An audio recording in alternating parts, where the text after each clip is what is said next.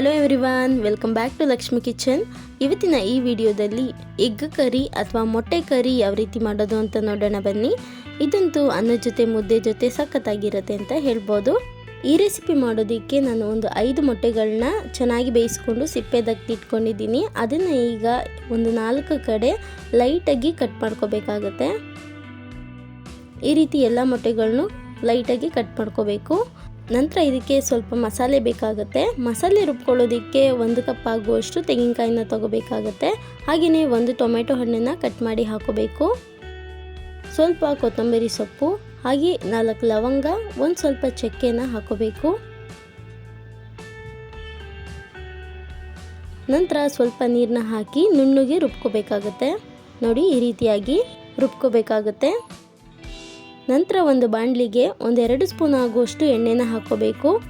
ಹಾಗೆಯೇ ನಾವು ಬೇಯಿಸಿಟ್ಕೊಂಡಿದ್ವಲ್ಲ ಆ ಮೊಟ್ಟೆಗಳನ್ನ ಹಾಕೋಬೇಕು. ಇದ್ರ ಜೊತೆಗೇನೆ 1 ಚಿಟಿಕೆ ಆಗುವಷ್ಟು ಅರಿಶಿನ ಪುಡಿ, ಹಾಗೆಯೇ ಸ್ವಲ್ಪ ಅಚ್ಕಾರದ ಪುಡಿನ ಸೇರಿಸ್ಕೋಬೇಕು. ನಂತರ ಸ್ವಲ್ಪ ಉಪ್ಪನ್ನು ಹಾಕಿ ಚೆನ್ನಾಗಿ ಫ್ರೈ ಮಾಡ್ಕೋಬೇಕಾಗುತ್ತೆ.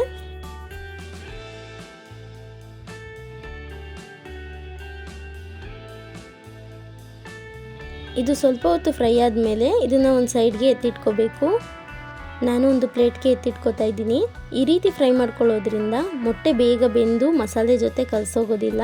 ಹಾಗಾಗಿ ಈ ರೀತಿ ಮೊದಲೇ ಸ್ವಲ್ಪ ಹೊತ್ತು ಫ್ರೈ ಮಾಡ್ಕೋಬೇಕು. ನಂತರ ಅದೇ ಬಾಣಲಿಗೆ ಒಂದು ಸ್ವಲ್ಪ ಎಣ್ಣೆ ಸೇರಿಸ್ಕೋಬೇಕು.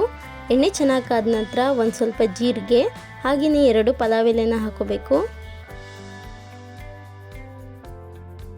ನಂತರ 1 ಈರುಳ್ಳಿನ ನಾನು ಸಣ್ಣದಾಗಿ ಕಟ್ ಮಾಡಿ ಹಾಕ್ಕೊತಾ ಇದ್ದೀನಿ. ಹಾಗೆಯೇ ಸ್ವಲ್ಪ ಶುಂಠಿ ಬೆಳ್ಳುಳ್ಳಿನೂ ಕೂಡ ಜಜ್ಜಿಬಿಟ್ಟು ಹಾಕ್ಕೊಂಡಿದ್ದೀನಿ. ಇವೆರಡನ್ನೂ ಕೂಡ ಸ್ವಲ್ಪ ಹಸಿ ವಾಸನೆ ಹೋಗೋವರೆಗೂ ಚೆನ್ನಾಗಿ ಫ್ರೈ ಮಾಡ್ಕೋಬೇಕಾಗುತ್ತೆ.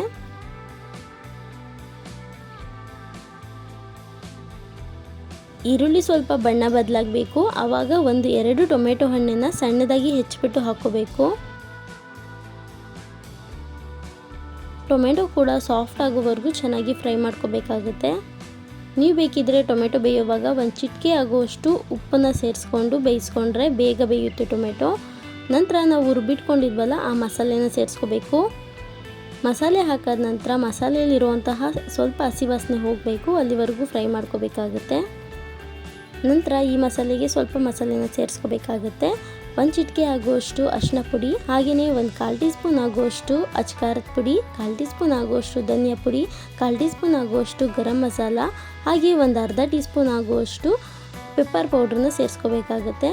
ಇಷ್ಟನ್ನು ಹಾಕಿ ಒಂದ್ಸಲ ಚೆನ್ನಾಗಿ ಮಿಕ್ಸ್ ಮಾಡಿಕೊಂಡು ಹಸಿ ಸ್ಮೆಲ್ಲೆಲ್ಲ ಹೋಗಬೇಕು, ಅಲ್ಲಿವರೆಗೂ ಫ್ರೈ ಮಾಡಬೇಕಾಗುತ್ತೆ.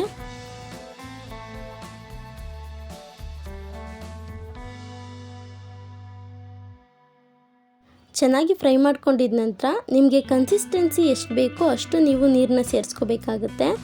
ಸ್ವಲ್ಪನೇ ನೀರನ್ನ ಹಾಕಿ ನೀವು ಅಳತೆನ ನೋಡ್ಕೋಬೇಕಾಗುತ್ತೆ.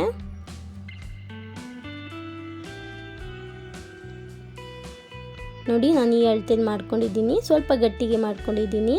ಈಗ ನಾವು ರುಚಿಗೆ ತಕ್ಕಷ್ಟು ಉಪ್ಪನ್ನು ಸೇರಿಸ್ಕೋಬೇಕು.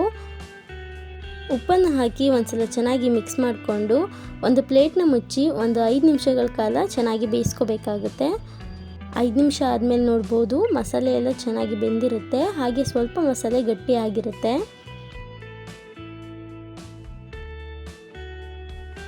ಈಗ ನಾವು ಫ್ರೈ ಮಾಡ್ಕೊಂಡಿದ್ವಲ್ಲ ಆ ಮೊಟ್ಟೆನ ಸೇರಿಸ್ಕೋಬೇಕಾಗುತ್ತೆ.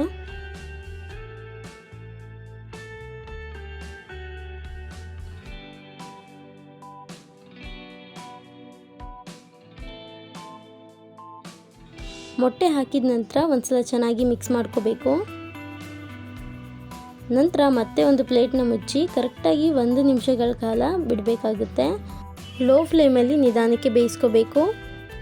1 ನಿಮಿಷ ಆದಮೇಲೆ ನೀವು ನೋಡ್ಬೋದು ಮೊಟ್ಟೆಗೆ ಎಲ್ಲ ಮಸಾಲೆ ಕೂಡ ಹಿಡ್ದಿರುತ್ತೆ. ಹಾಗೆ ಎಗ್ ಕರಿ ಕೂಡ ರೆಡಿಯಾಗಿರುತ್ತೆ.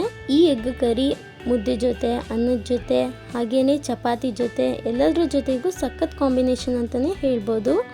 ಹಾಗಿದ್ರೆ ಈ ವಿಡಿಯೋ ನಿಮಗೇನಾದರೂ ಸ್ವಲ್ಪ ಆದರೂ ಇಷ್ಟ ಆಗಿದ್ದರೆ ಲೈಕ್ ಮಾಡಿ, ಶೇರ್ ಮಾಡಿ ಆ್ಯಂಡ್ ಕಮೆಂಟ್ ಮಾಡಿ. ಮತ್ತಷ್ಟು ಹೆಚ್ಚಿನ ರೆಸಿಪಿ ವಿಡಿಯೋಗಳಿಗೆ ನಮ್ಮ ಚಾನಲ್ನ ಸಬ್ಸ್ಕ್ರೈಬ್ ಮಾಡ್ಕೊಳ್ಳಿ. Thank you for watching.